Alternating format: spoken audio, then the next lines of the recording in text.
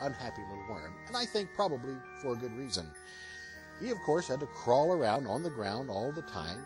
He was so close to the ground, he was constantly smelling and breathing the dust and the dirt, and he would get it in his mouth and his eyes and his nose.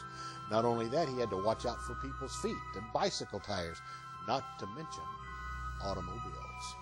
Well, one day as he was crawling around, living a very unhappy life, he looked up in the sky, and up in the sky was a beautiful eagle soaring high in the sky, and Clarence thought, oh my, wouldn't it be wonderful if I could fly like that eagle, get away from all the dust and the dirt and all the noise and the hustle and bustle of the sidewalk and the streets. It seemed like a little voice way down deep inside said, hang on there, my little creature, I have wonderful news. So Clarence decided to climb way up high in a tree. It took a while for him to get that far, but way, way up high in a tree, he found a branch where there was nothing going on, nobody around, and he got out on that branch, and then he did something very special. Clarence began to make a blanket. I didn't even know caterpillars could do that, but he did. He made a blanket, and he took that blanket and he covered himself up from head to toe.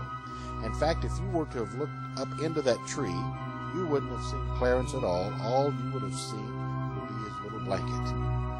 And then he went to sleep, high up in the tree, wrapped up in his little blanket, and to sleep.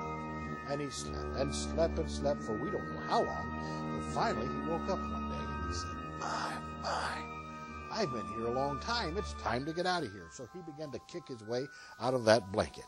And he said, oh my, I've got to get out of this thing. It seems like I must have grown a foot while I was in here. But it wasn't a foot that he had grown.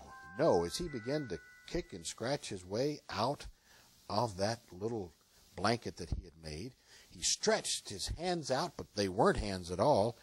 No, he had not grown a foot. He had grown wings.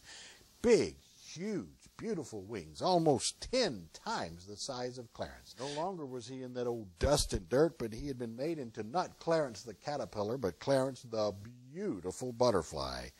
And you know what? Clarence had to take a lot of patience to wait and wait, but good things come